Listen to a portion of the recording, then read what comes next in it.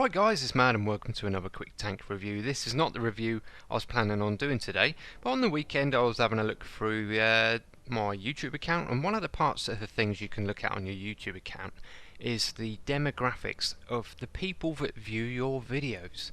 And top viewer on the channel is the United States of America with a massive, in the last 28 days, 77 days of viewing on my videos, which I think for wow, I'm but a small fish in the world of YouTube, and you guys in America have watched 77 days of my videos.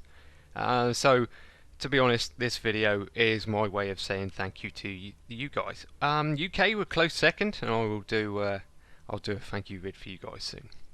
Yeah, so America, thank you very much, fellas. So today we're going to be looking at the M103, the Tier 9 American heavy tank.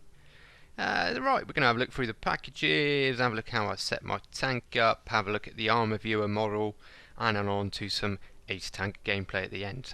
Quite a good replay I've managed to pull out the other day in this tank, which really changed my opinion of this tank. Anyway, so let's have a quick look at the basic stats. Has a very nice 1850 hit points. That's pretty tidy for Tier 9, and you're going to need them because although the armor profile looks really good, in reality it doesn't work as well as some of the other Tier 9 heavy tanks, and it's what lends this tank more to being sort of a second line support tank, especially in a Tier 10 game. And if you're heavily top tier, you can then go off and do your standard heavy tank stuff. Speed limit 34 kilometers an hour. It's got quite a powerful engine, it does move around pretty good. Chassis rotation is 28 degrees a second, that's kind of okay. Turret traverse is 32, that's just kind of okay as well. Rate fire with its 120mm cannon is 5.36 rounds a minute. That's pretty damn good. View range is good at 390 meters, which means you don't necessarily need optics on this tank. We'll go into my equipment choices and I'll explain why, but you guys that have been on the channel know how I roll. I'll normally ditch off my third equipment slot for optics because that's how I prefer to play, but in most cases vert stabs will be the better option there, if you can see my equipment there already, but we'll talk about that in a minute. Camo value is very low, but who cares, it's a heavy tank, you're going to get shot at anyway. Right, so you can see the basic armour figures there. 203mm on the front plate. It's a little bit more in detail than that though, we'll go into it in the armour viewer. Front of the turret also looks awesome at 254, but again it's not quite as simple as that, and the armour viewer will prove that later on. Right, so we're going to go into packages. I'm going to do this a little bit more in depth because some of you guys have been asking in the comments to explain the packages a little bit better and to see which is the best choices. All I'm going to say on that is that 99.9% of cases the top package is the one you want, and you should be grinding your way to that as fast as you can.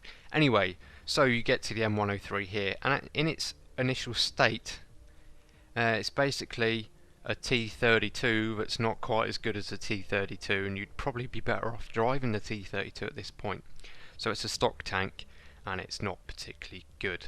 Anyway, so at this point you get the first of the 120mm, you get some better tracks and a better radio. You need that radio as well. It goes from tier 6 to tier 10, and the signal range really does help you out, especially if you get caught out on your own. Anyway, so this gun here, this tank becomes very playable at this point. The stock 120mm, we're going to have a look at the stats. Good rate of fire, good pen, especially it does fire heat as well for its premium ammunition. What was that? I dropped something. Anyway, yeah, so at this point you can fight tier 10s pretty well. You got 242 pen with the AP and 400 damage, and the heat rounds 340 heat pen and 400 alpha. Yep, that's enough pen to fight tier 10s at this point. And yeah, this package is pretty good. It's not exceptional, but you can start doing some damage. On the channel recently I posted a Ace Tanker replay, and it was with this package I did that. Not far off 7,000 damage. I'll put a link to it in the video description below. The only thing that really lets this package down is the accuracy. The aim time's okay at 2.59, but the accuracy of 0.4. We'll see even close range shots whizzing off wherever they want to, and that is the only thing that really lets this package down. Wargaming have been adding in extra packages lately, so you can get the top engines and stuff like that before getting the top gun. I would recommend you do that, because when you research this package, the amount of research points you paid for this one will be taken off of the value of this one, the fully upgraded package. So you may as well get the better engines and stuff first, and you also get the better turret, which is what you need. The upgraded turret has a little slot. I think it has. Let's have a look. What's the turret armor? 254, 86, 53, and then yeah, you get slightly more side turret armor, which is what you need because the side of the turret on this thing can be abused by most tank you meet, and a couple of extra millimeters just stops you getting overmatched by artillery rounds and just in getting abused in general. Anyway, so the top package, and the package that really makes this tank go from being sort of a second class tier 9 heavy tank to being not quite as good as the E75 and the ST1 in my opinion, but being a pretty damn good tank. This gun is all about this gun. Let's have a look at the stats for this gun. Anyway, this package obviously gets slightly better engine power. Rate of fire is still 5.36 rounds per minute, but you get a little bit more pen. Do you get more pen? Yeah, you get slightly more AP pen at 258, which is very nice. And again, you have the heat pen of 340, which is great for fighting tier 10s. But what you get now, the aim time drops to 2.29 seconds, and the accuracy drops 0.03 to 0.37. Still not amazing, but good enough. It's a great gun, and it really lets you pull off some snapshots. And that's what you need to be doing in this tank, because it doesn't have the ability to go hold down like the ST1, etc. You really need to be popping out, using that aim time and accuracy, get your shot away, and then get into cover as quick as you can.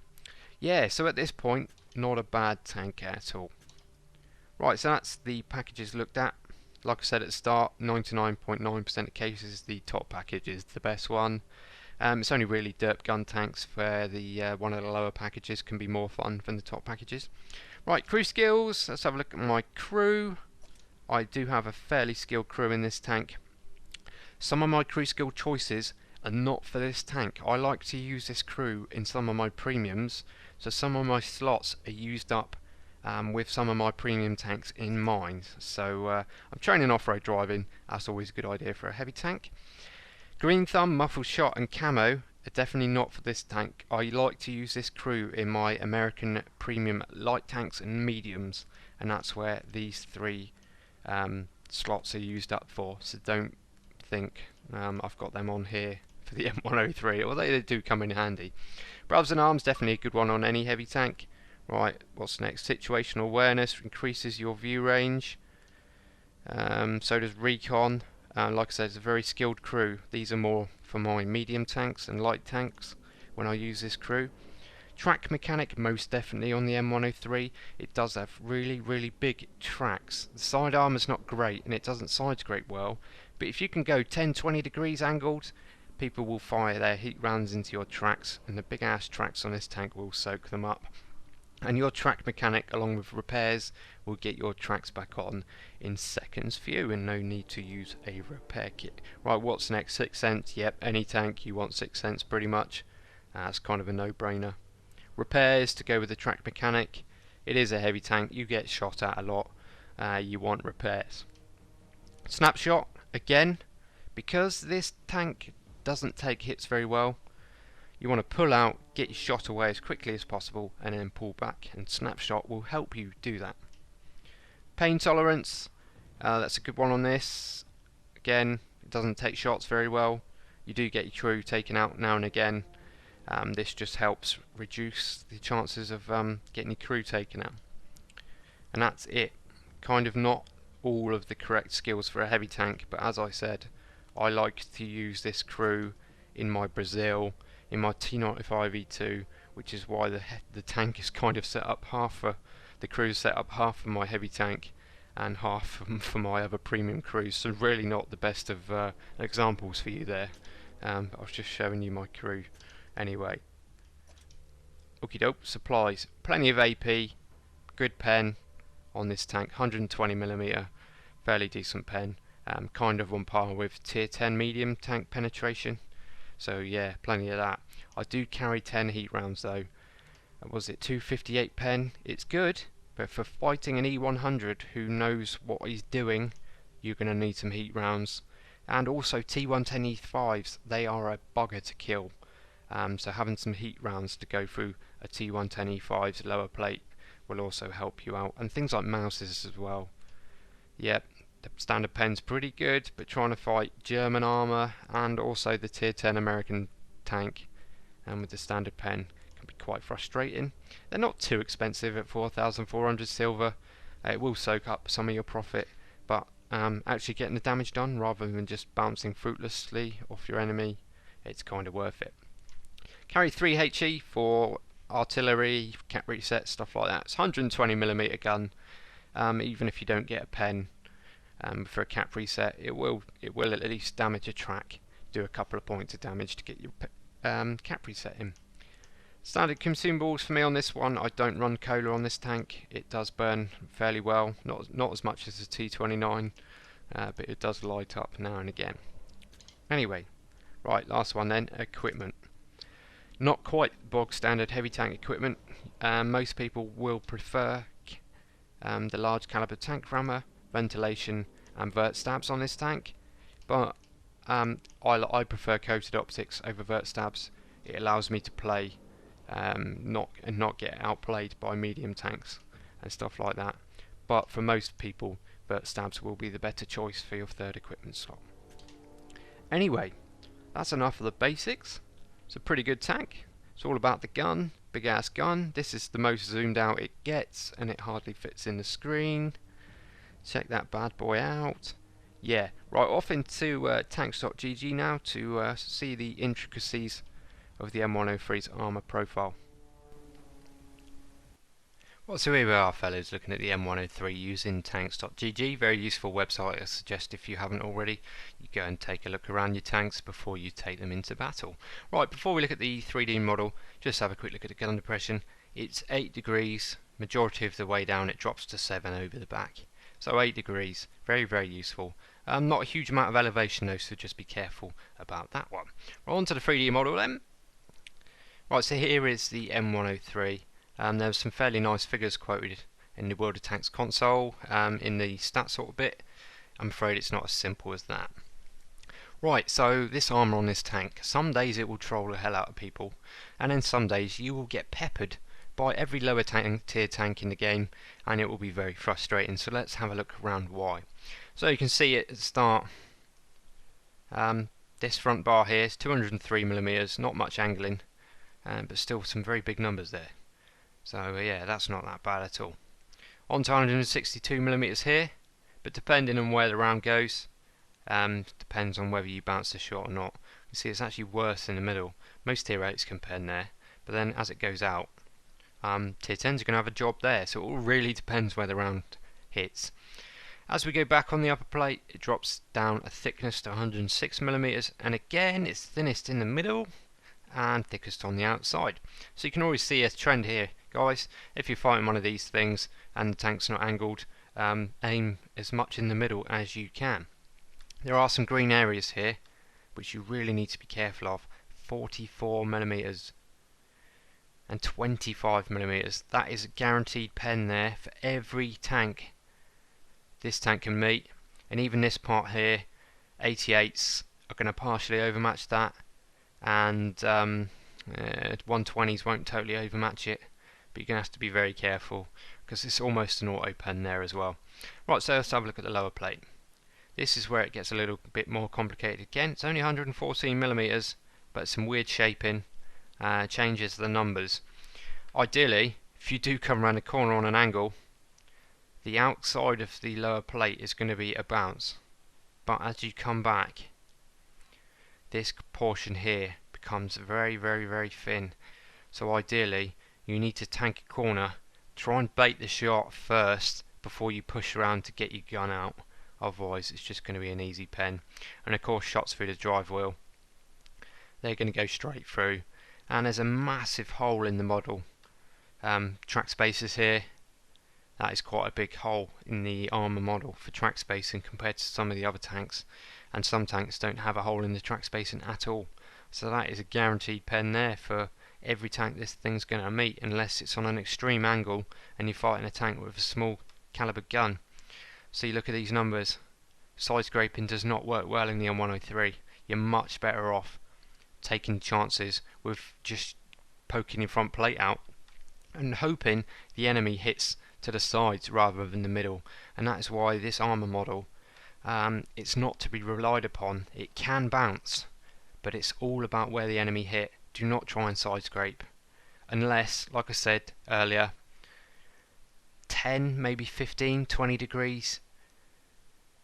Put these huge tracks out. There's a lot of spaced armour there.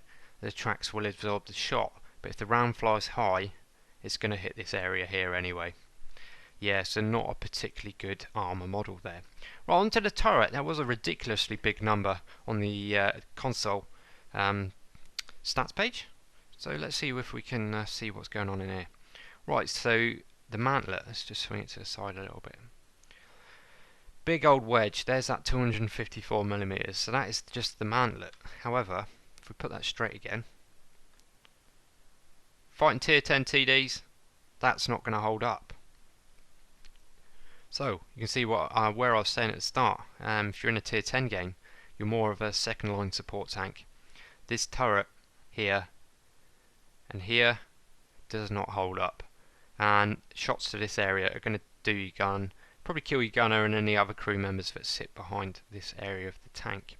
Of course, the sides of the turret, the numbers do get ridiculous, so it's just like the front plate. Depending on where the enemy tank hits you, it's going to be dependent on whether they pen you. Yeah. Right, so looking on the top of the turret, there's this horrible piece of green here. 47, 38mm. Look, 100% chance of a penetration. That is bad. Really, really, really bad. So people can pen you from anywhere pretty much. So this thing has 8 degrees of gun depression, so let's put it about that. That does hide a lot of it, but there's still a little bit here that you can see. Yeah, this is not the hold down beast like the ST1 or even the E75. And again, this is always a good shot for people to take. The nasty Commander's Cupola at the back is 101mm, and it's fairly big. It's like a big nipple sticking out of the turret. That is going to be a very easy pen, and that is one area I like to abuse myself. And to be honest, I didn't know about how far this patch came down and how visible it was from the front of the tank. Some of the Hesh pens I've had with the Death Star, I thought were the Commander's Cupola, but they were probably this. It's a guaranteed pen for the caliber of the gun on the Death Star.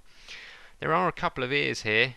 They're going to be a no hitbox. Yep, result no damage. So don't aim at them. You're not going to do any damage. Turret from the side. Pathetic the whole way, and it gets worse the further you go back. And your commander sits here, so yeah, try and hide that, or you're just going to end up with no view range pretty much all of the time.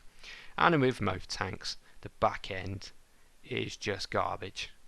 High explosive shots through there all day long. You're going to get set on fire. You're going to lose a lot of hit points. So this thing, we looked into it now. You can't really angle this tank more than maybe 10-15 degrees, and even at 10 degrees you're exposing this part of the side armour. So what do? Do you tank this tank or not? Or do you just hide behind people and use them as a damage sponge? It's entirely up to you guys. It's up to you. This part here can troll people, but the most of it is not really tier 9 heavy tank stuff. Well, there we go, guys. We've had a look at the armour, we've had a look around the tank now. Let's go and have a look at some Ace Tanky gameplay and see what this thing can do. We've got enemies incoming. Either take them out or capture their base. Let's go. Here we go, Tankers, M103 top tier game. We're out with best of the best from the Cry Havoc clan. For the purposes of any replays he's in, from now on I'm just going to call him Bob, because saying best of the best all the time is really annoying. So I'm out with Bob, and he's also in his M103, although he's not fully upgraded yet. But still, he still has the stock 120, so we can do some decent work together. Again, this map, looking at the team list, there's no SPGs, so I'm going to go and put my view range, because I run optics and not bullet stabs, I'm going to go and put it to use. Pushing forward, M103 is not too slow, getting spots already. There we go. Conqueror, bang. First shot into one of the enemy team's tier 9 heavy tanks. So a good start already. Let me spot an LTTB. Wouldn't have done that without the coated optics. Put a shot into him. The gun handling on this tank is pretty good anyway. I know Vert's tanks would make it even better. I just prefer that view range, that spotting power. Missed that shot from the E50, but we bounced the return shot, so not a massive drama. Ready to fire on target. Focus on this area. The enemy knows our location. So you can see the difference between how I play an M103 and I play an ST1. If I was in the ST1 with no SPGs, I'd have gone straight up to that rock and side scraped out and just myself a steel wall. But in the M103 you have to be a little bit more conscious about your hit points. There's that Conqueror. It'd be nice to get another one into him before he disappears. No, just didn't quite get the reloading in time.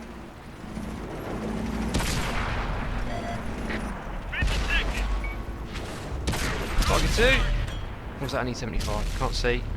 When I do my audio recording, I have to watch the replay on a little tiny part of the screen. It's about 3 inches by 2 inches. So that's why I make mistakes. Anyway, so over there is a Stereo Mill, and keep popping in and out is a Leopard PTA and also a Tiger 2. Quick snapshot, finish off the Stereo Mill. That is one big gun out of the game. There's that PTA, he pulls back, still a Tiger 2 there though, go for the turret shot and it misses. 0.37 accuracy, it's okay, it's not anything particularly special. There's that PTA, be nice to get a shot into him. There we go, bang, track him in place. Will he repair? Will the team actually do anything to him? Actually, it was this point I realised I'm spotting all these targets. I don't have any team members here to actually make use of what I'm spotting. Focus on this location. Tank's trying to get away. Tiger 2. Track him in place. Here's that reload. 120mm. Just reloads so nice compared to like 122mm. Dropping target.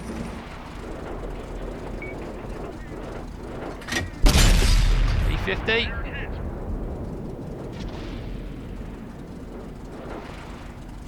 At that sort of angle, he has absolutely no chance of bouncing any of my shots.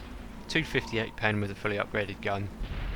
It's epic. Right, so we've lost the bridge area. Like I said, a lot of our team went off and did different things. Can't concentrate on them yet though. Got this guy to deal with here. He's going to shoot me in the ass if I try to go and engage those guys. So what I'm going to do now is get ultra aggressive. Bang, finish him off. Spin round, those TDs over the other side don't seem interested in poking. Now it's time to push back up the hill and help out my platoon mate. He's got enemies coming from both sides, but now he's got support coming from both sides.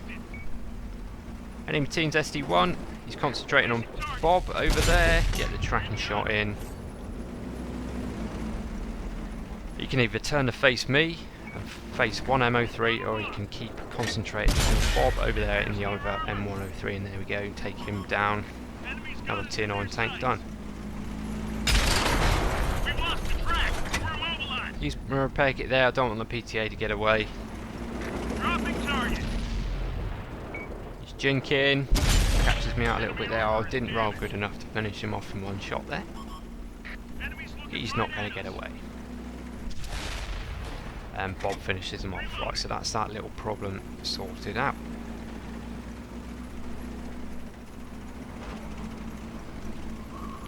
One of the enemy's team's given one of our guys a problem around the hill, so we're going to motor around there and deal with this situation.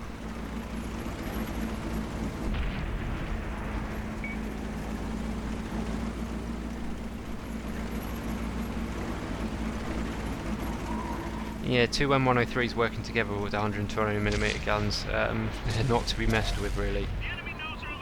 the amount of damage they can put out in a short amount of time. Here we go, IS-3 hit his ammo rack. Don't pop the ammo rack though, that would have been pretty cool. Bob finishes them off. Here we go, situation dealt with. Right, 3 TDs left. They're kind of over the other side of the map, so I'm going to fast forward a little bit here. Give the M103 some nitrous, and we're going to go and find these TDs. See if we can get some more damage done before the end of the game.